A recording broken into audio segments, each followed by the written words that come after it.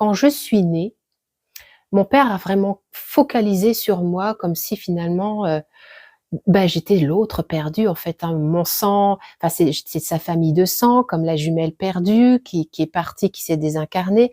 C'est comme si finalement il retrouvait, ou il avait cette sensation de retrouver à travers moi, eh bien, cette nostalgie perdue, cette âme perdue. Et effectivement, il avait un amour pour moi, énorme, énorme, énorme, un amour qui a glissé, eh bien, jusqu'à l'inceste.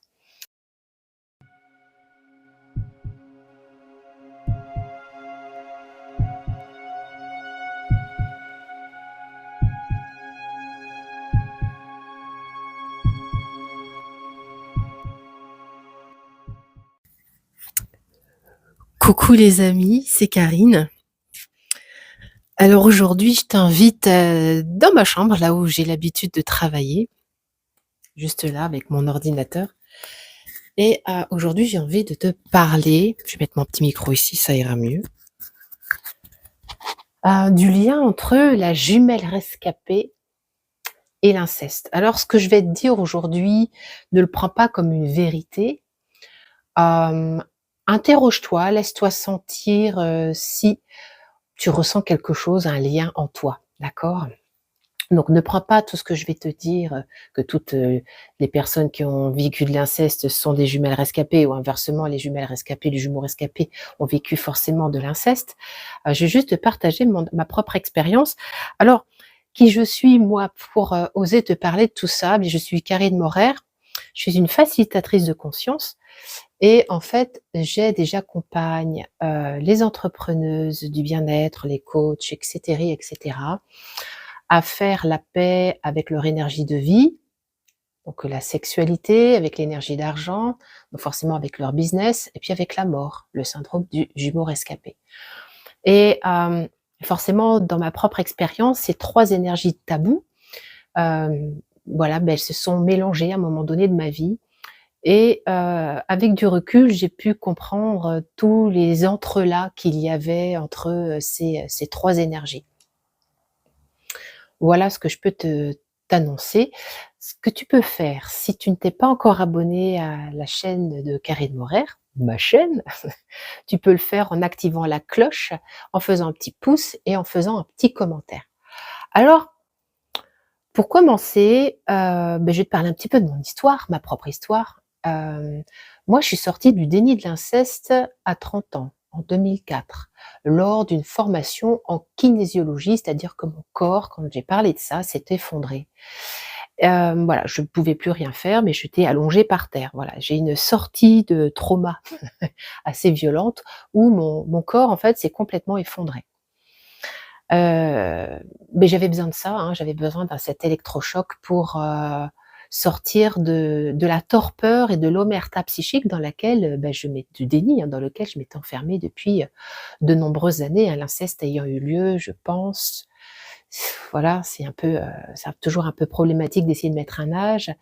À mes 5 ans, et c'est poursuivi, en tout cas, il y a eu des relations incestuelles et incestueuses jusqu'à très tard, parce que voilà, mon corps était toujours sous emprise, de la psyché et du toucher de mon père.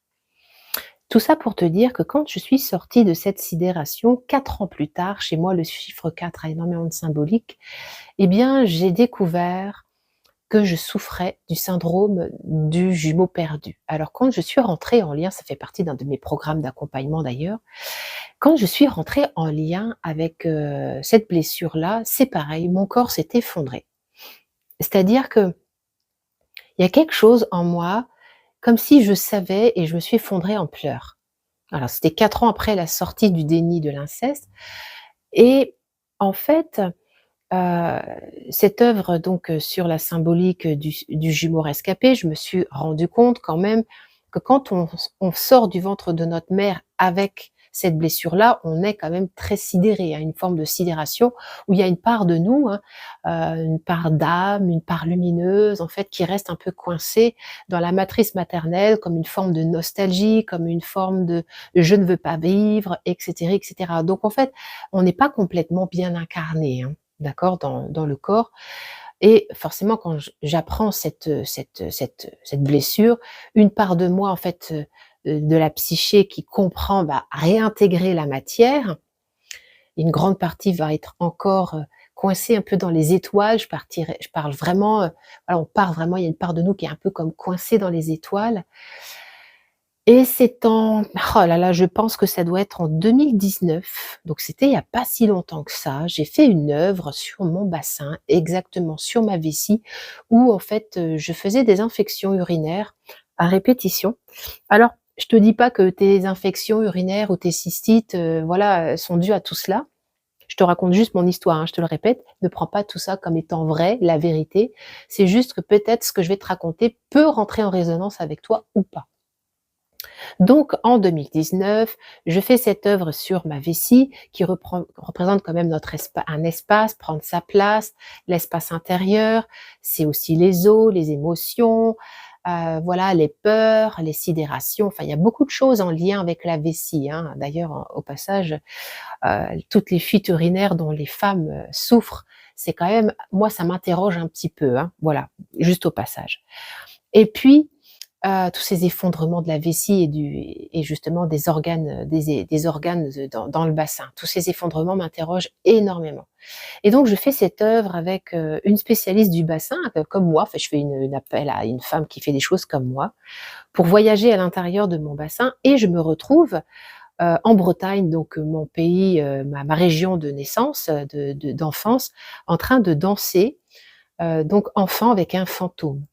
Et en fait, ce fantôme, il s'agit du fantôme de mon père, mais en petite fille. Comme si finalement mon utérus, pas mon utérus, ma vessie, hem, me ramenait l'histoire, qu'inconsciemment je m'étais collée à la jumelle perdue, non née, de mon père. C'est-à-dire que j'ai découvert à travers finalement ma propre vessie, la blessure existentielle de mon père qu'il n'a jamais lui-même su guérir, et en fait, quand je regarde, quand je prends conscience et connaissance de toutes les pathologies d'alcoolisme, de dépression, de manipulation, de dépendance affective, dont il a fait preuve toute sa vie, en fait, c'est comme si, hem, tous les signes étaient là, sauf que je n'arrivais pas, en tout cas, à mettre de mots sur le fait que mon père était également, comme moi, un rescapé. Mais tu me diras: «Mais c'est quoi le lien finalement entre l'inceste et la gémellité perdue?» J'y arrive. Lorsque l'on sort sidéré, de ce ventre maternel, on sort avec une forme de nostalgie, une sensation d'incomplétude, avec une espèce de faille, énorme. Hem, voilà, une sensation presque de on se demande ce qu'on fout dans ce monde-là. Moi, je me souviens d'avoir entendu mon père me dire, mais en fait, j'avais l'impression d'être un autiste, que personne pouvait me comprendre, je me sentais seule. Enfin, quand je me souviens de tout ce qu'il me racontait, c'était un truc de dingue et je comprends tellement comment, en fait, quand je suis née, mon père a vraiment focalisé sur moi comme si finalement, bah, j'étais l'autre perdue en fait, hein. Mon sang, enfin c'est sa famille de sang, comme la jumelle perdue qui est partie, qui s'est désincarnée.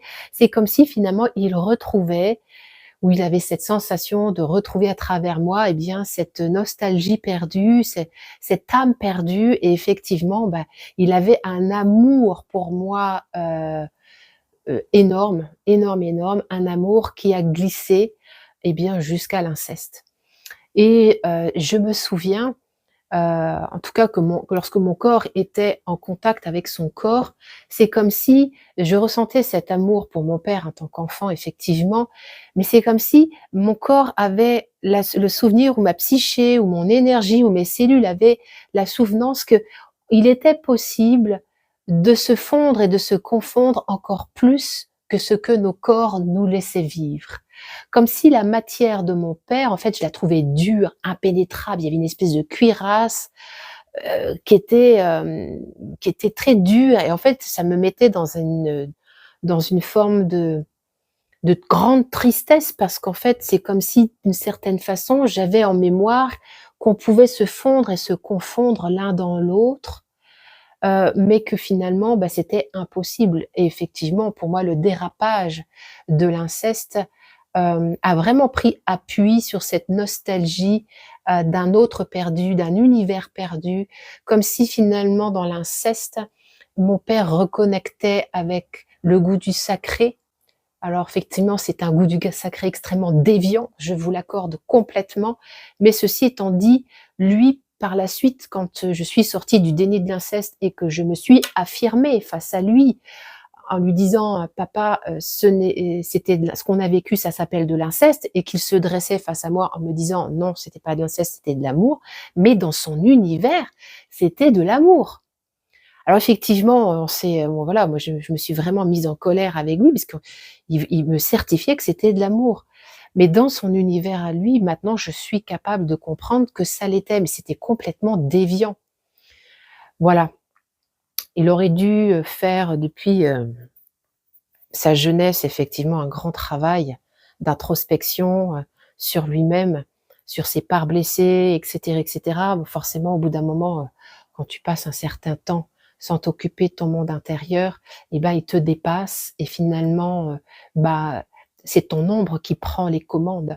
Et je pense qu'énormément, de sexualités déviantes sont issues justement de cette volonté de retrouver un monde perdu. Alors peut-être pas forcément la gémellité perdue, mais voilà, je pense que quand on va chercher, quand on va voler quelque chose comme ça chez quelqu'un, son énergie vitale en tout cas, se nourrir comme une espèce de vampire, c'est qu'il y a quelque chose de perdu à la base chez nous, quelque chose qui n'est pas connecté, auquel on n'arrive pas à connecter à l'intérieur.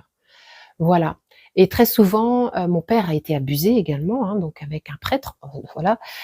Donc c'est comme si finalement, dans la psyché des abuseurs, il y a quelque chose comme si c'était de la normalité. D'ailleurs, si un prêtre m'a abusé, c'est que ce n'est pas si grave que cela, finalement.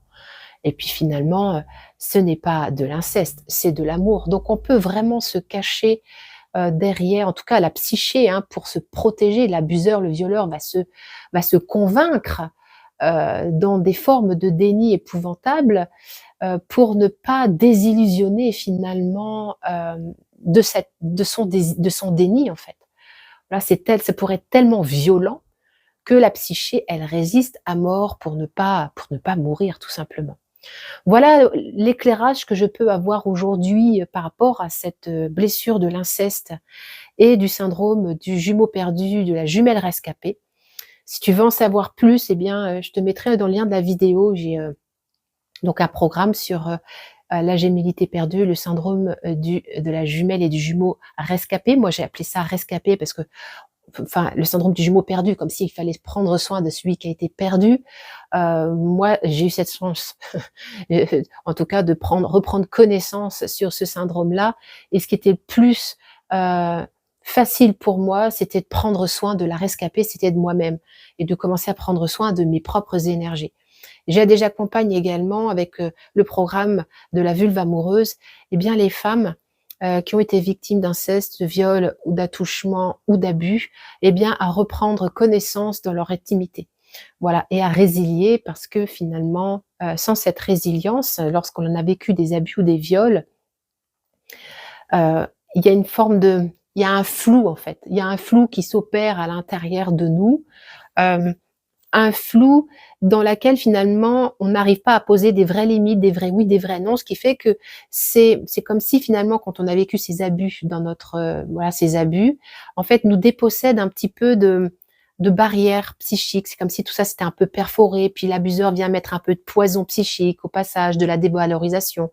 On a une sensation d'être un objet finalement, qu'on n'a pas de pouvoir, qu'on ne pourra jamais rien faire de notre vie parce que de toute façon, on ne nous écoute pas et on prend notre énergie vitale sans notre consentement. Donc l'idée, c'est vraiment cela. Ça va être, de réapprendre à poser des limites claires, nettes et précises, en réintégrant finalement l'âme de notre bassin, l'âme de notre sexe, l'âme de ce qui de ce comment dire? La lumière de ce qui s'est échappé pour ne pas être bouffé. Parce que oui, ce qui est génial, c'est que quand on est entre guillemets «abusé», violé ou incesté, notre lumière est intouchable et c'est ça qui reste pour moi en suspens. Voilà, elle est intouchable notre lumière. Par contre, on peut lui refaire de la place en laissant, sortant de la sidération ou du choc post-traumatique, en laissant tranquillement, les cuirasses fondre, en acceptant les zones de consentement et de non-consentement. Ça, c'est toute mon œuvre, voilà, d'accompagnement. Respecter ces zones de consentement et de non-consentement pour que ton âme, ta lumière, ta part la plus précieuse puisse reprendre sa place originelle au fond de ton Graal, au fond de ton bassin, pour que tu puisses rayonner ta pleine saveur, ta pleine puissance, ta souveraineté dans ce monde. Donc voilà, il y a énormément de spiritualité dans nos bassins, hein, il y a beaucoup de spiritualité à récupérer, sachant également, je te fais le lien ici entre finalement ce syndrome des jumeaux perdus et le lien au bassin, pour la gémellité perdue, pour celui ou celle qui a perdu son jumeau ou sa jumelle. En fait, le drame a lieu dans le bassin. Le drame existentiel a lieu dans le bassin. Donc ça va être forcément, automatiquement, un espace qui va être évité. Il est, entre guillemets, apparenté comme étant dangereux. Donc les jumeaux et les jumelles rescapés mettent plus de temps à accepter l'incarnation et à descendre dans cette matérialité que les autres. Et ça fait partie du processus de résilience. Voilà ce que je voulais te partager aujourd'hui dans ma chambre ici, là où je fais beaucoup de créations. N'hésite pas à faire un petit pouce, à partager, à me faire un commentaire si ça t'a parlé. Voilà ce que je viens de te partager. À tout bientôt pour d'autres conférences et d'autres partages. Ciao, ciao, ciao!